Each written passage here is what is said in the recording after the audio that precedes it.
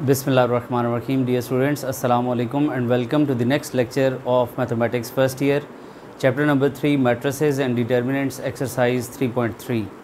Last time आप students ने 4x4 order के मैट्रिसेस को एवेल्यूएट करना सीखा था और आज के हमारे इस लेक्चर का टॉपिक है finding multiplicative inverse of 3x3 order matrix and proving reversal law of inverses. आप इसमें एक दो क्वेश्चंस और भी करेंगे, बहरहाल मेन ये दो चीज़ें हम डिस्कस करेंगे अपने आज के इस लेक्चर में। तो देखिए कि आपने 2x2 ऑर्डर का मल्टीप्लिकेटिव इन्वर्स लेना सीखा हुआ है, यानी मल्टीप्लिकेटिव इन्वर्स लेने के लिए आपको एक तो एडजॉइंट रिक्वायर्ड होता है और एक आपको डिटर्मिनेंट रिक्वायर्ड होता है।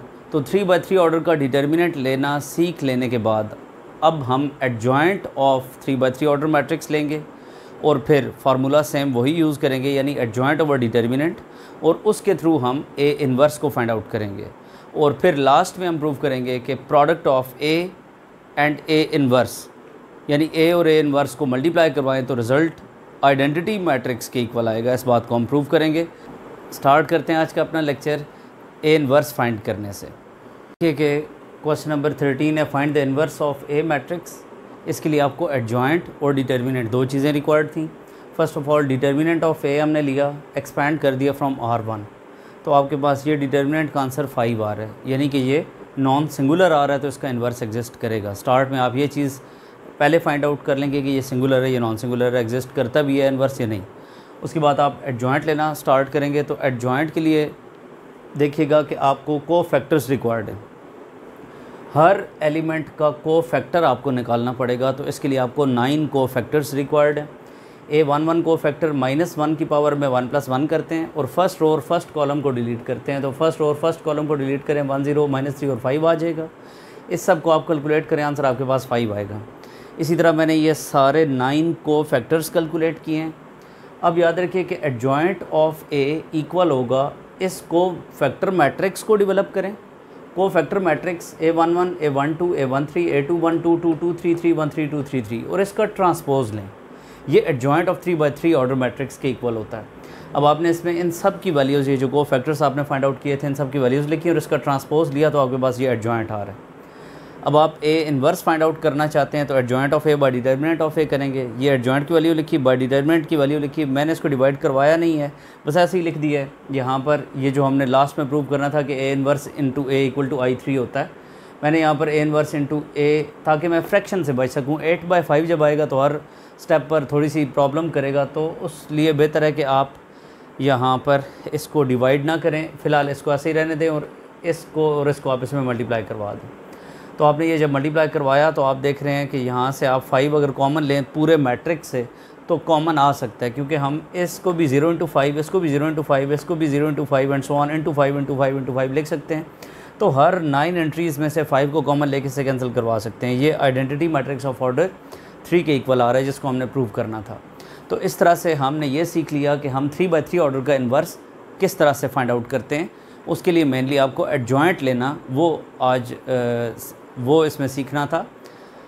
तो वंस अगेन देखते हैं कि आपने कोफैक्टर मैट्रिक्स बनाना है और उसका ट्रांसपोज ले लेना है, तो आपको मिल जाएगा एडजॉइंट। सो अब हम क्वेश्चन नंबर 14 की तरफ मूव करते हैं।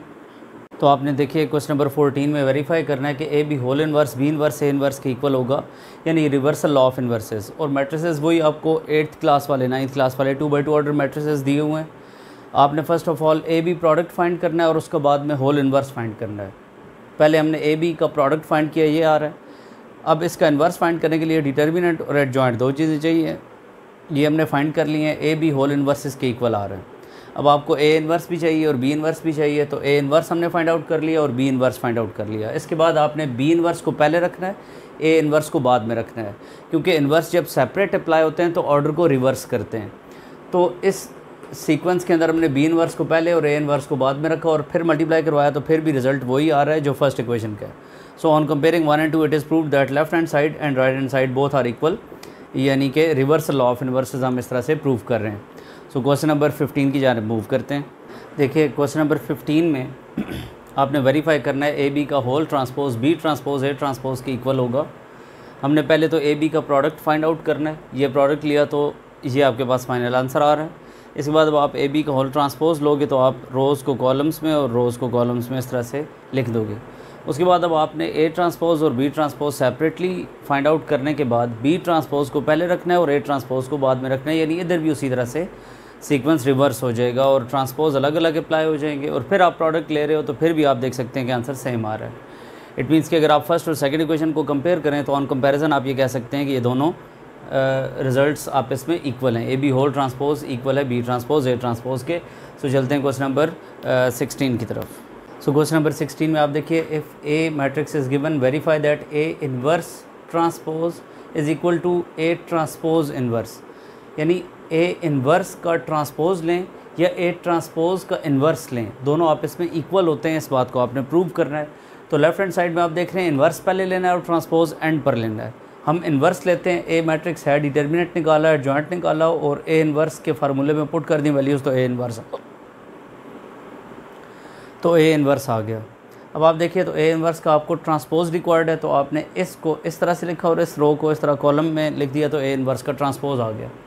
अब आप देखिए तो आपको ए ट्रांसपोज पहले रिक्वायर्ड है और उसका इन्वर्स बाद में रिक्वायर्ड है, तो ए ट्रांसपोज आपने पहले ले लिया, ए मैट्रिक्स ये था, ए ट्रांसपोज मैट्रिक्स ये बन गया।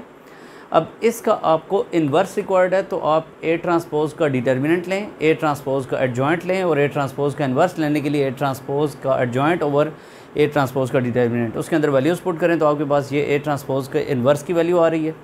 अगर आप इसको और इसको कंपेयर करें तो आप ये देख रहे हैं कि ये दोनों आपस में इक्वल हैं, जिससे हमें ये पता चल रहा है कि ए इन्वर्स का ट्रांसपोज ए ट्रांसपोज के इन्वर्स के इक्वल होता है। सो अब question number 17 that is the last question, इस पर मूव करते हैं। देखिए, if A and B are non singular matrices then show that.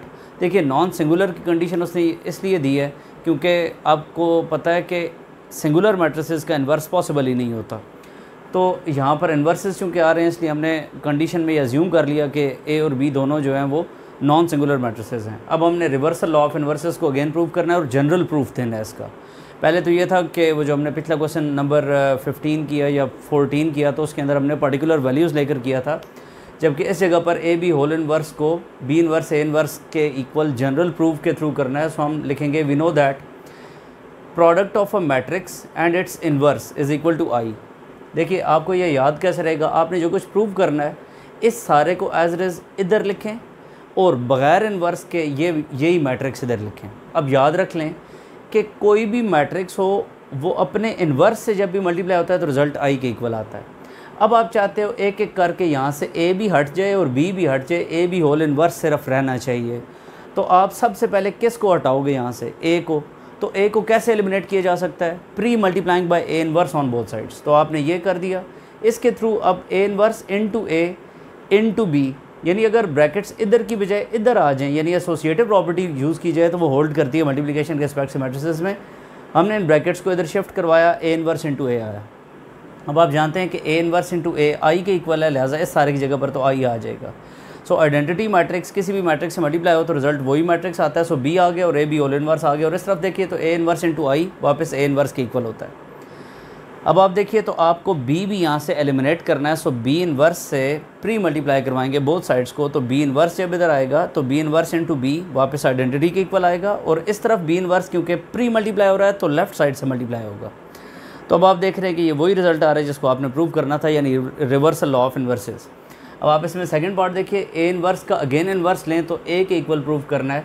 तो मैंने जिस तरह आपको इसमें बताया कि जो भी आपने जो कुछ भी प्रूव करना है इसको इधर लिखें, और इसको यानी इसमें आप देख रहे हैं ना कि ये मैट्रिक्स आप ये समझ लें ये ए है, ए का ये इन्वर्स है, तो अगर ए का ये इन्वर्स है तो फिर यहाँ पर इटसेल्फ ए आना चाहिए।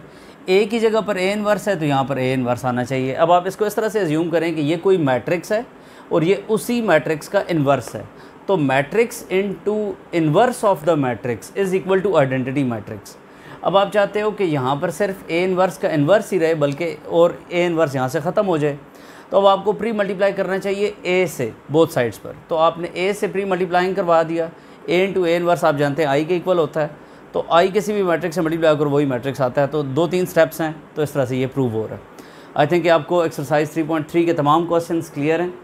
आने वाले लेक्चर्स में हम 3.4 एक्सरसाइज पर मूव करेंगे और फिर उसको क्विकली कवर करते हुए हम 3.5 की तरफ मूव करेंगे और फिर हम उसको एंड करने के बाद ये एक बहुत ही इंपॉर्टेंट चैप्टर है जिसे हम इंशाल्लाह बहुत जल्दी कवर करेंगे। आप लोगों ने इन तमाम एक्सरसाइजेज़ को, इन तमाम क्वेश्चंस को अच्छी तरह से रिवाइज़ करना है।